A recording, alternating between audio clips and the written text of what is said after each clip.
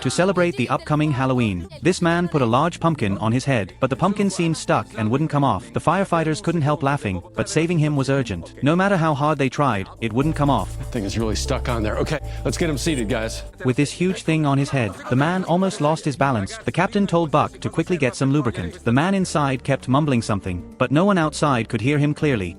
He says he doesn't understand how he could get it on so easy one minute and barely get it past his ears the next. He had performed this pumpkin trick for his daughter every year, but this time it backfired. The firefighters were puzzled too. Luckily, the lubricant arrived. They thought the problem would be solved, but when they tried again, the man screamed in pain. The pumpkin still wouldn't budge. After lifting the pumpkin up a bit, they found the cause of his pain. He had a rash on his neck. This was clearly an allergic reaction, but his daughter said he was never allergic to pumpkins. Any idea how old those pumpkins are? He said he bought him last month. But they're starting to rot. It seemed the pumpkin had rotted. The bacteria caused the allergic reaction. No surprise there. His face must be swollen like a pig's head by now. Suddenly the man pointed at the pumpkin frantically. The next second he collapsed to the ground, shaking violently. He seemed to be choking on pumpkin pulp. If they didn't get the pumpkin off now, he would suffocate soon. They couldn't wait any longer. Buck brought a saw. He carefully started cutting the pumpkin. Everyone held their breath, afraid Buck might slip. Fortunately, everything went smoothly. They peeled off the pumpkin, then quickly used suction to remove the pulp from his mouth. Come on, Franklin. The man was finally out of danger. He promised his daughters he'd never play Pumpkinhead again. After thanking the rescue team, the man mocked himself for nearly being killed by a pumpkin. Buck comforted him. After doing this job for so long, he'd seen all kinds of stupid injuries. But before he could finish, I think I dislocated my shoulder. after treatment, Buck's arm was fine, but he was terrified inside, because 2 nights ago the fire station held a Halloween event for kids, but a mummy scared the children away. Buck reassured everyone it was just a prop, not real. A little girl said she didn't like the fake arm, so Buck yanked the left arm off, but the next second, his face changed. Are those worms? I think they're tendons. Tendons? Oh my God, he's real! He's real! He's real!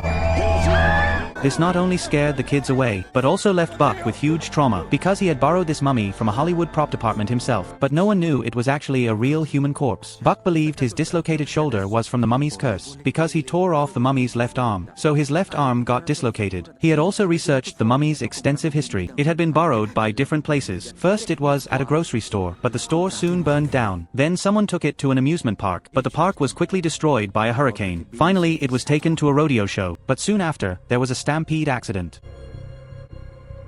He finishes the job.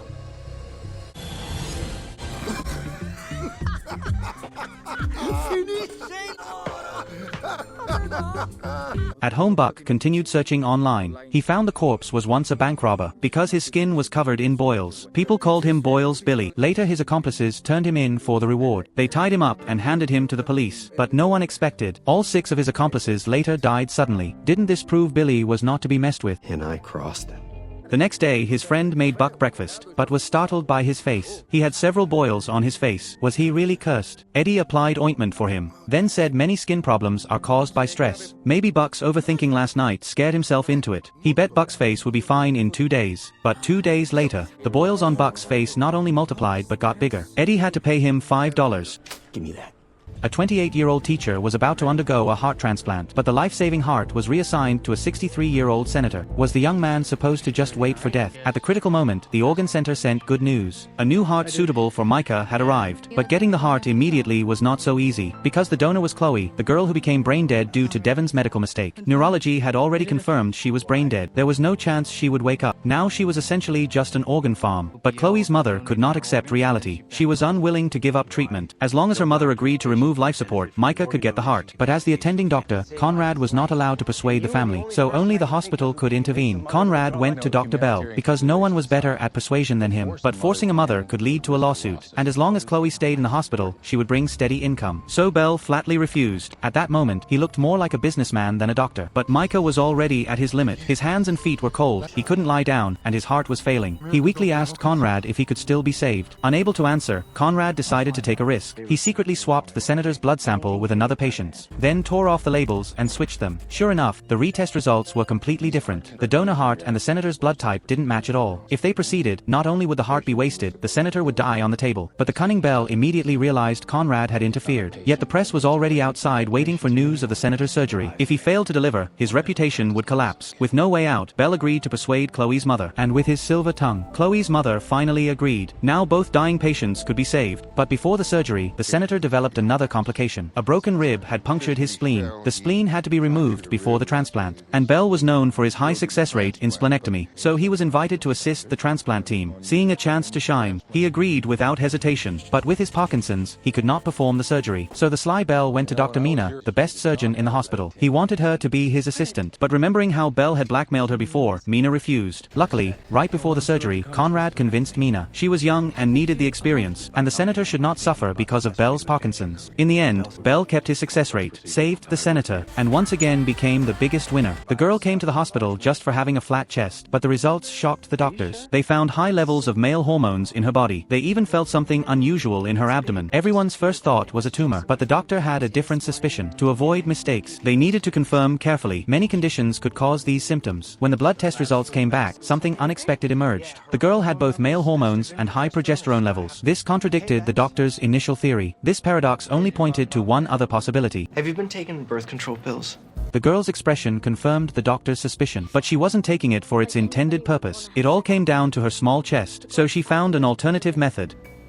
I'm as flat as a board. I took like 5 of those pills a day, and nothing's different.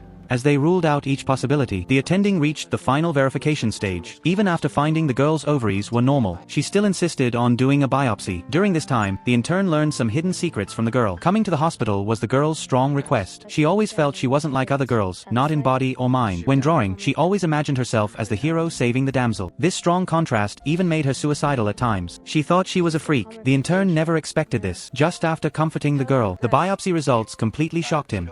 Arrange a meeting with Bex's parents, George. Find out who the on-call psychiatrist is if they're... A testis? No, it's not an ovary, it's a testis. A testis?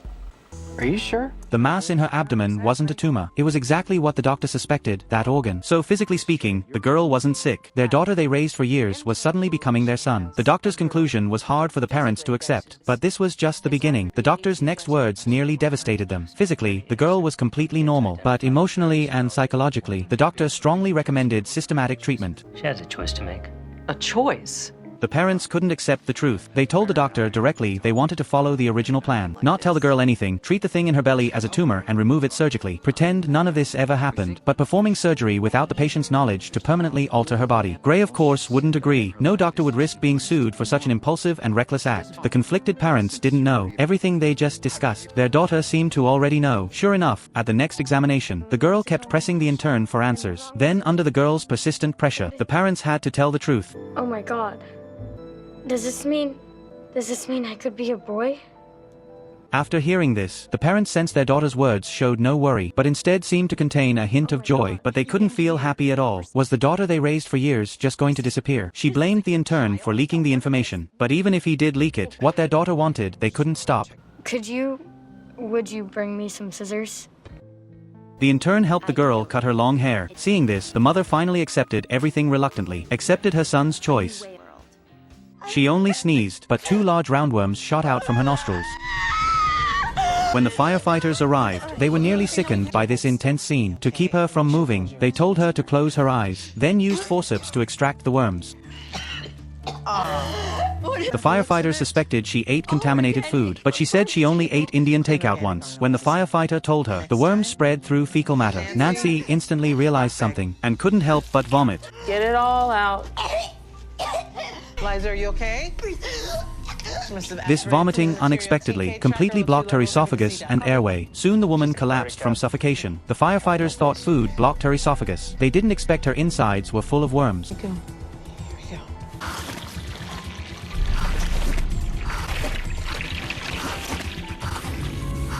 go. After suctioning them all out, CPR was performed again. She finally regained consciousness. After such a terrifying ordeal, she silently vowed to herself never to eat Indian food again. Tuck deliberately made a false fire alarm. Then he brought his father into the women's restroom. Ben was stunned by the scene before him. 13-year-old Ava was lying on the floor. Her belly was swollen, about to give birth.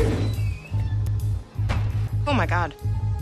This was the youngest mother they'd encountered in their firefighting careers. Ava was sweating in pain, crying and begging not to tell her mother. Andy didn't immediately agree. Instead, she first covered her with a blanket, then began checking the situation. She found the baby was about to be born. Ben had no choice but to persuade her. I feel comfortable talking to your parents, but maybe there's a teacher or the principal. That's the problem. Her mom is the principal. Ava said her mother, a principal, only cared about other children. Only when her grades were poor would she scold her, so much that she was pregnant for 10 months. Yet her mother never noticed. Then Tuck also spoke up for Ava, but this made Ben's heart skip. Was he about to become a grandfather?